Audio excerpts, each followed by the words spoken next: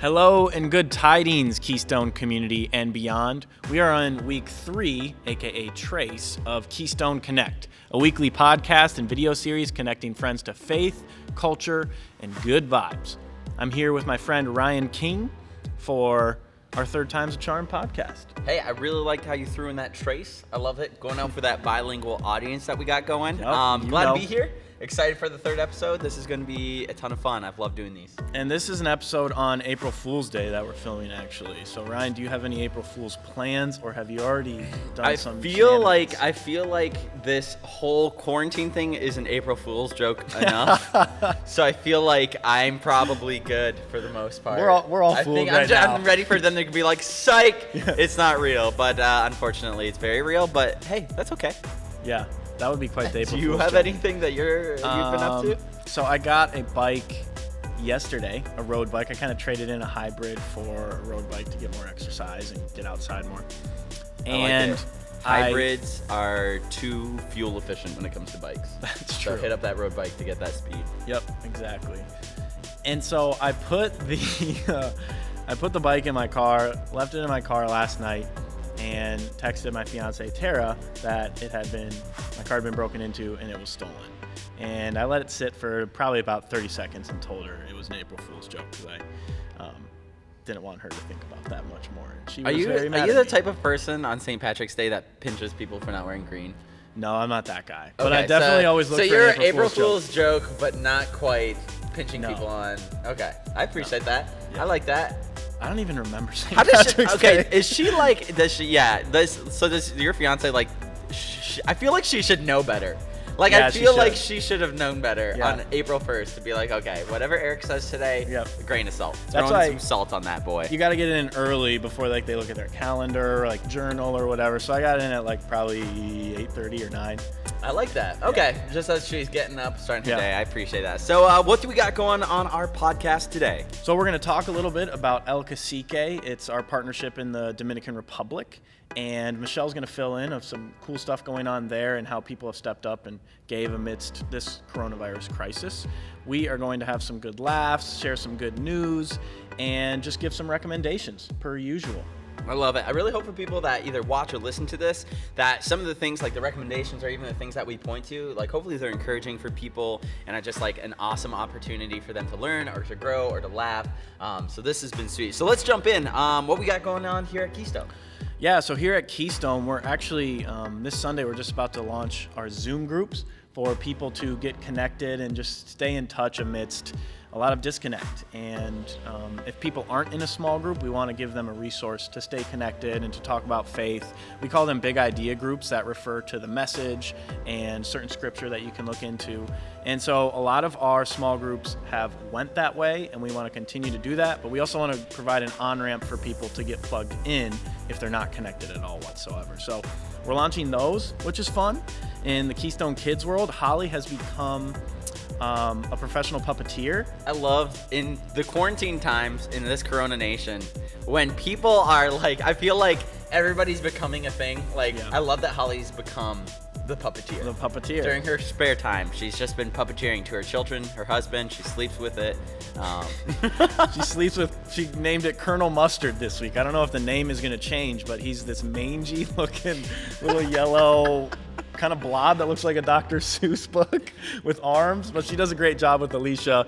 And can we show a 10 or 15 second clip of that? Yeah, let's throw it in right now. Hello, friends. Happy last Sunday in March. Miss Holly here, Miss Alicia, and we have a special friend today, Colonel Mustard. Wave to the kids. You're so fun to have around, Colonel Mustard. I think one of the things I love about those videos the most is how ominous the puppet is during it, because it just kind of sits there for a lot of the time. It's just a presence. And I feel like that's how it's going to enter into my life. It's just I'm going to feel like I see it out the corner of my eye. I'm going to look and it's gone. Yep. Until it eats my soul. Well, it does that. It does that. It just pops up at one point and Alicia's like, "Oh, Colonel Mustard, you can't do that." It's That's going to happen to me. probably He's at some spooky. point. He's Yeah. spooky. So kids is going well, and for the bigger kids, our Anthem students, middle school and high school, things have been awesome. We've been actually, I brought in my chunky study Bible, one to impress people with how big my Bible is, because big Bible, big brain, big faith. So we've been studying. We've been actually going through the book of Mark right now, and it's been cool for me because like I'm just like learning with the students as we go along, and like we've just been talking about like when you're reading the Bible, stopping when there's like weird things. Like if weird things come up, not just like cruising through them, but like research them and see what this actually means. And there's been a ton of really cool things that have come up, and we've pushed people to the Bible Project. I don't know if you've ever used them as a resource. If you want to know more about the Bible, thebibleproject.com is the best resource. I will promote them all the time. So yeah, I think that's it for things happening at Keystone. I'm feeling, this week especially, getting the news that this is going to go for a longer time, I'm in need of some good news. So as I was perusing the interweb looking for some good news, I fell upon this channel called Some Good News, and it's by John Krasinski. John Krasinski, if you didn't know, was Jim from The Office, and I was kind of shocked to see that he has a life outside of being Jim on The Office. Honestly, I didn't really think he did until that like that thriller movie with his wife Emily Blunt came out, A Quiet Place, The Quiet Place, one of those. I didn't see it because honestly, I'm super scared of scary movies, and like I have like seen 1 or 2 scary movies. I saw Gremlins when I was a little kid, the one with the like little demonic Furbies, and that messed me up, I think, for the rest of my life. Dude, I saw Mars Attacks when I was really young. Oh, Have no. you heard of that? I saw yeah. when I was 6, and that scarred me for the rest of my life as well. So. And Jurassic Parks. When I saw the first Jurassic Park, I had nightmares about raptors and those little ones that eat that fat dude. Like, that honestly still haunts me to this day. So, our good news has shifted a little bit Our here, good news has shifted to terrifying movies. Bring it back to Jim from The Office. So, he started this channel called the Some Good News channel. It's just SGC in the background. And it's really good. It has about 8 million views. It's trending on YouTube now. And there's this part, I want to say it's like 4 minutes and 50 seconds in. I don't remember exactly.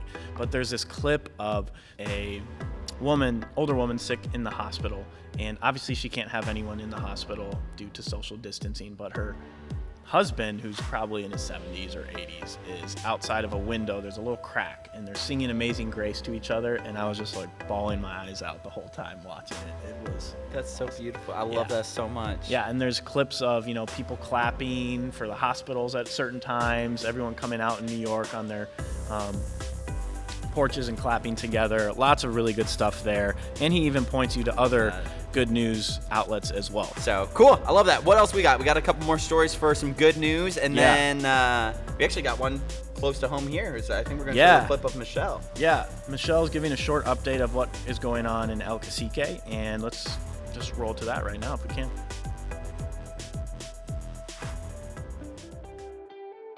Hey friends, Michelle coming to you from my home office, otherwise known as the kitchen counter.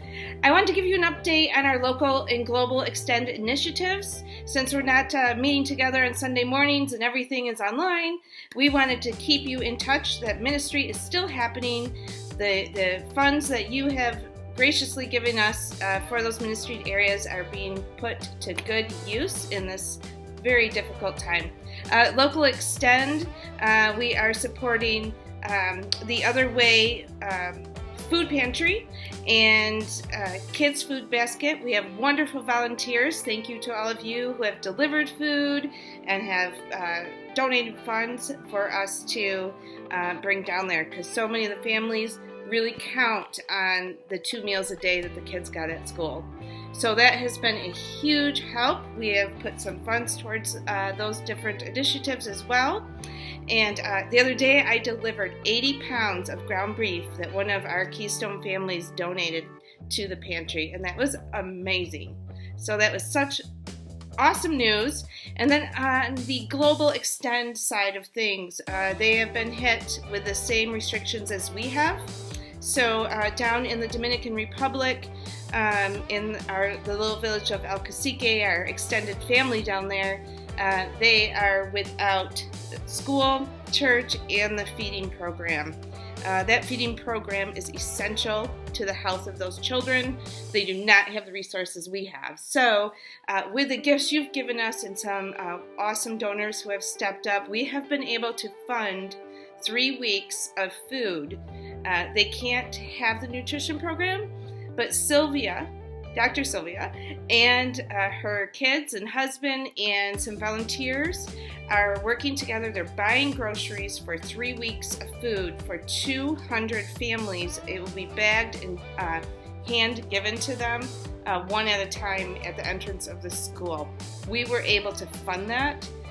So 3 weeks is awesome news. We can't believe we were actually able to do that. So thanks to all of you that donated towards that.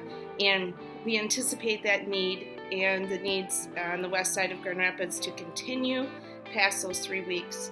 So if you're thinking about some way to help, donate food. I will deliver every Thursday down to the other way if you want to drop it off right outside our front doors.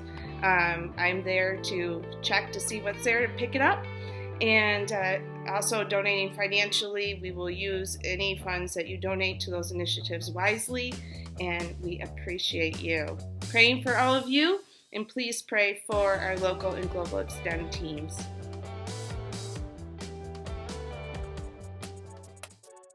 So hopefully that is some good news for you guys, or at least a really great way for you to give back and bring good news to some people that need it.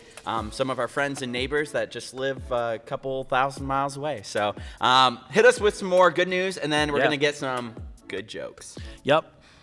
More good news. Taylor Swift saw on Twitter that some of her fans were facing financial struggles. I don't know if she followed them or not, but she just gave a couple of her fans $3,000 and really helped them. She was like, "You've been loyal to me for so long. I want to do this as a way to help you in this time." It's really cool to see various people just giving generously in this time, whether it's local through El Cacique or these celebrities. The main thing is that people are finding ways to help and to serve, whether that's financially, if you can pull that off, great, whether it's through small things. Time and encouragement. I mean, like those videos of people clapping from their porches Yeah. and lofts.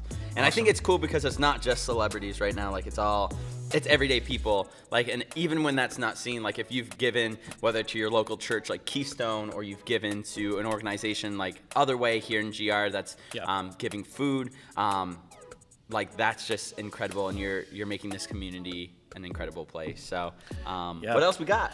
So some U.S. veterans volunteer to patrol San Francisco Chinatown amidst some coronavirus-related racism.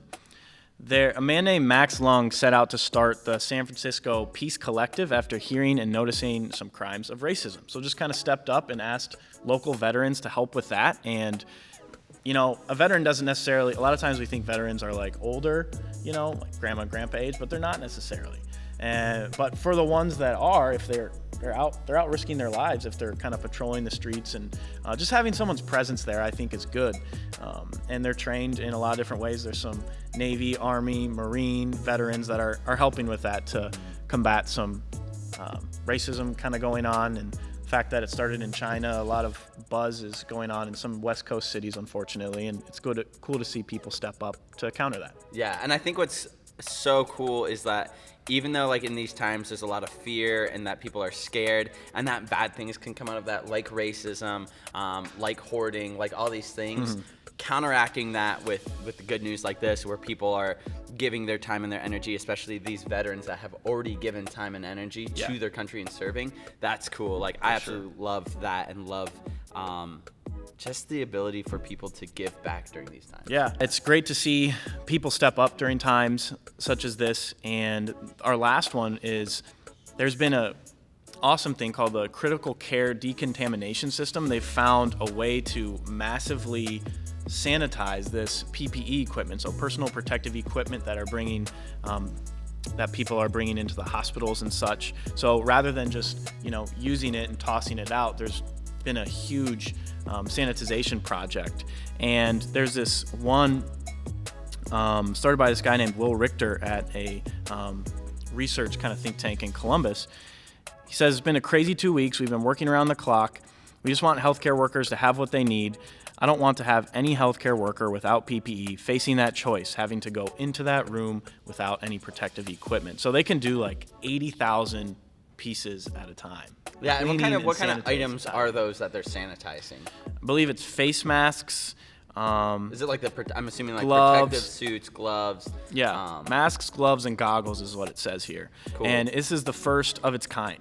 And so it's cool to see how innovation is coming out of these times. You know, the saying desperate times call for desperate measures, but people are really stepping up and finding ways to give back, and various companies coming up with these systems in order to just help and serve people. And those people in our hospitals are really at the front lines. And if you are listening to this and you know someone that works at a hospital, we should be thanking them. Yeah, across the board, I would say that all is Good news. good news. Certified. Certified. So he Stamped. goes, yeah, it feels good to do all this stuff, but what else kind of makes us? Feel good? Yeah. I would say back rub. Back rub? Yes. A puppy laying on my face. Nice, unless you're allergic, which I am, so that doesn't help me. That doesn't help you at all. I would say a nice, cold, crisp chocolate milkshake and some French fries. Also Am I hitting jo- what you're looking for here? Also some jokes. Oh, and some good jokes. Yes. And some good jokes. And we have 3 of those for Because as they say, today. nothing is as good as medicine as jokes.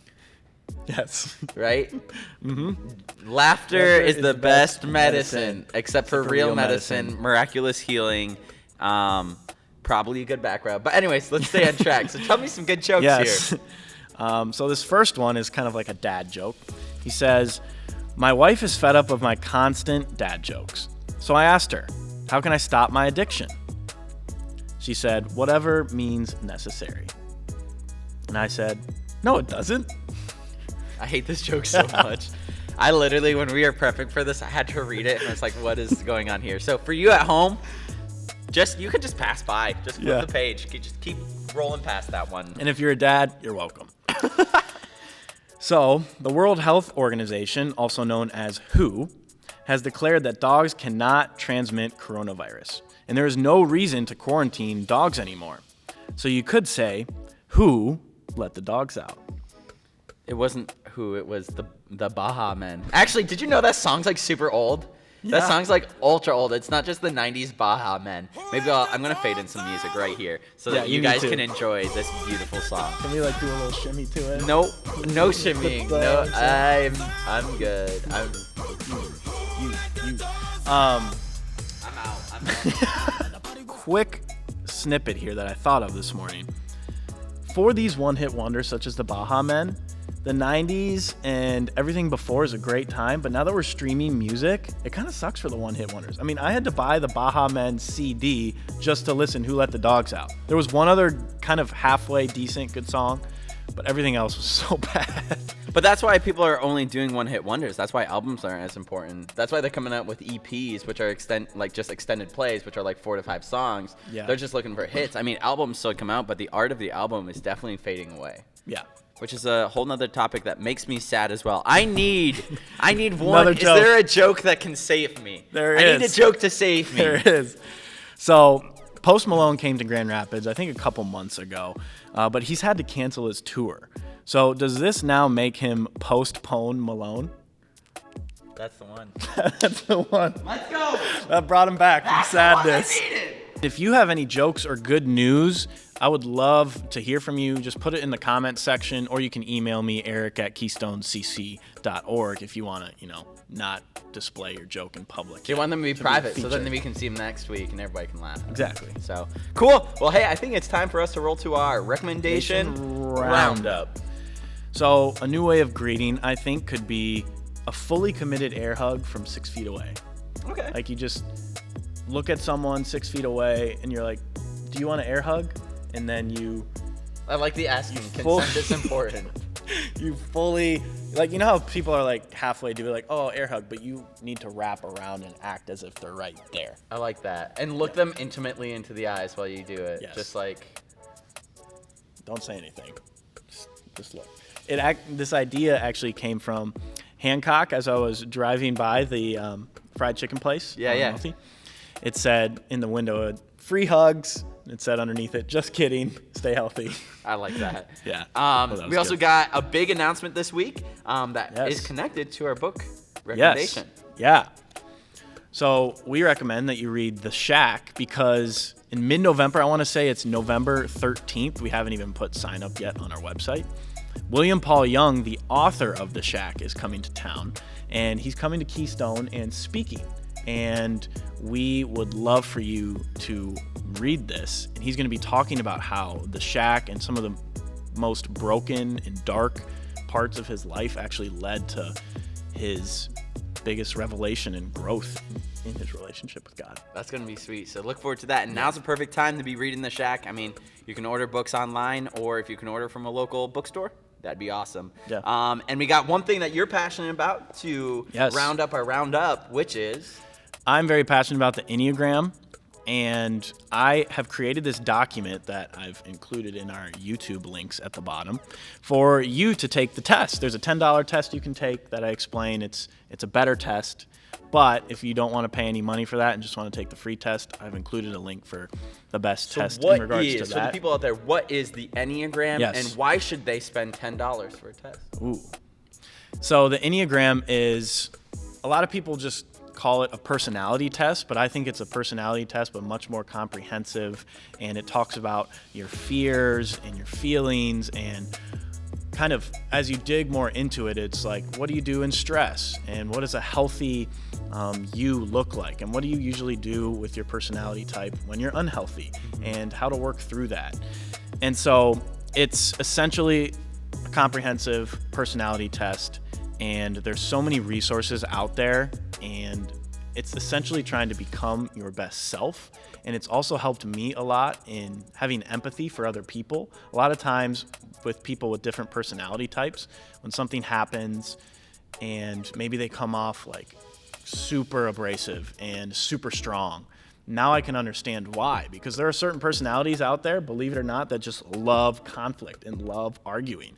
And I can respect them in that. I don't necessarily have to it used to bog me down completely, and I was like, oh, this is the worst. But now I understand people better and how they see the world, and I also understand myself better. And Tara and I have been going through it in regards to how do we understand each other and move forward in our relationship based on these different ways that we kind of see the world and experience our fears and all that sort of stuff. So it's helped me a lot relationally. And I think also, from my understanding of the Enneagram, I've read about it, researched it. It's a great way, and here's kind of the church keyword of discovering it's a spiritual formation kind of experience, because of the 9 personality types. You get to also see not only how do you operate in the world, but how can you connect to God in that, and how can you have a good relationship with God and then other people. So definitely check out those links below, and at least take it, because if you're cooped up at home with people, learning how they operate, if you guys can all do that together, it could be really, really fun just seeing how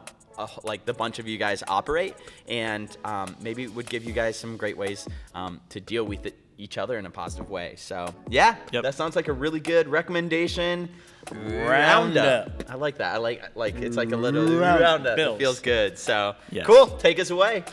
Okay, so if you have had some cool stories that are coming out of being quarantined and you've seen growth at Keystone, we're actually starting to tell some of those stories with a 1 to 2 minute video clip. So if you're interested in sharing a little bit of your story and relating to the people that are streaming Sunday service, or maybe posting it on social media, we'd love for you to reach out to us. We are looking to continue to try and connect with people and meet people where they're at. And if you have an impactful story, we'd love to potentially share it. So you can reach out to the Next Steps email, nextsteps@keystonecc.org, for more information in regards to that.